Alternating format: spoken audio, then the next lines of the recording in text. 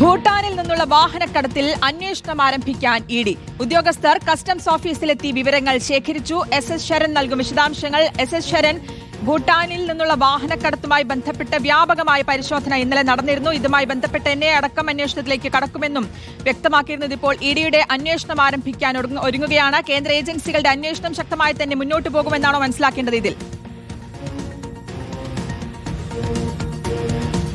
ശ്രുതി, അതായത് കസ്റ്റംസിന്റെ വളരെ പ്രധാനപ്പെട്ട കണ്ടെത്തലുകൾ ഉണ്ടായിരുന്നു. അതായത് ചില വിവരങ്ങളുടെ അടിസ്ഥാനത്തിൽ മറ്റ് കേന്ദ്ര ഏജൻസികൾക്കും ഇത് സംബന്ധിച്ച് അന്വേഷിക്കാമെന്നുള്ളതായിരുന്നു കസ്റ്റംസിന്റെ നിലപാട്. അതിൽ തന്നെ ഏറ്റവും പ്രധാനപ്പെട്ട കാര്യം, ഈ വാഹന കള്ളക്കടത്ത് നടക്കുമ്പോൾ തന്നെ അതിന്റെ മറവിൽ കള്ളപ്പണം വെളുപ്പിക്കൽ നടന്നു എന്നുള്ള വിവരമാണ് കസ്റ്റംസിന് ലഭിച്ചിരുന്നത്.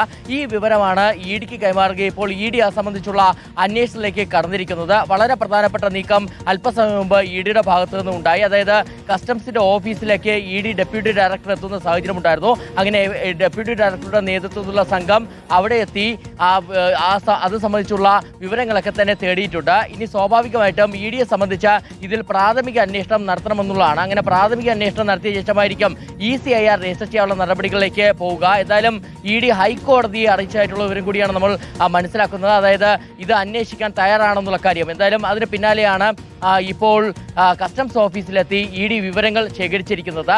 ഇനി മറ്റ് ഏജൻസികൾ, അതായത് എന്നെ അടക്കമുള്ള ഏജൻസികളും ഇത് സംബന്ധിച്ചുള്ള വിവരശേഖരണത്തിലേക്ക് കടന്നിട്ടുണ്ട്. പ്രധാനമായും ഈ ഭൂട്ടാനിൽ നിന്ന് ഇത്തരത്തിൽ വാഹനങ്ങൾ നികുതി വെട്ടിച്ച് കടത്തുമ്പോൾ തന്നെ അത് കടത്തിയിരിക്കുന്നത് വലിയ കണ്ടെയ്നറുകളിലാണ്. അങ്ങനെ വലിയ കണ്ടെയ്നറുകളിൽ ഈ വാഹനങ്ങൾ കൊണ്ടുവരുമ്പോൾ അതിന്റെ മറവിൽ ലഹരിക്കടത്തും സ്വർണ്ണക്കടത്തും നടന്നു എന്നുള്ള കണ്ടെത്തലിലേക്കും കസ്റ്റംസ് എത്തിച്ചേർന്നിരുന്നു. അപ്പോൾ ആ വിവരമാണ് എന്നെയും ശേഖരിക്കുന്നത്. അതായത് ഇത് തീവ്രവാദ ഫണ്ടിങ്ങിനായിട്ട് ഉപയോഗിച്ചിട്ടുണ്ടോ, അങ്ങനെ ലഹരിക്കടത്തിലൂടെയും സ്വർണ്ണക്കടത്തിലൂടെയും നേടിയ പണമൊക്കെ തന്നെ തീവ്രവാദ ഫണ്ടിങ്ങിനായിട്ട് ഉപയോഗപ്പെടുത്തിയോ എന്നുള്ളതാണ് എന്നെയും അന്വേഷിക്കുന്നത്. അങ്ങനെ ഒരു വിപുലമായൊരു അന്വേഷണമാണ് ഇപ്പോൾ ഭൂട്ടാൻ വാഹനക്കടത്തുമായി ബന്ധപ്പെട്ട് നമുക്ക് കാണാൻ കഴിയുന്നത്.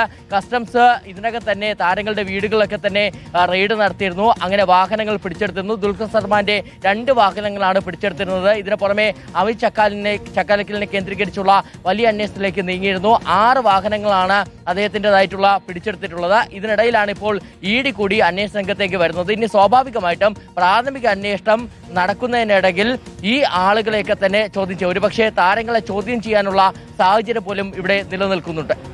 ഓക്കെ, എന്തായാലും ഈ വിഷയത്തിൽ ഈ അന്വേഷണം ആരംഭിക്കാനാണ് ഇഡി. ഉദ്യോഗസ്ഥർ കസ്റ്റംസ് ഓഫീസിലെത്തി വിവരങ്ങൾ ശേഖരിച്ചു എന്നുള്ള വിവരമാണ് ഇപ്പോൾ പുറത്തുവരുന്നത്. എസ് ശരണാണ് വിശദാംശങ്ങൾ നൽകിയത്.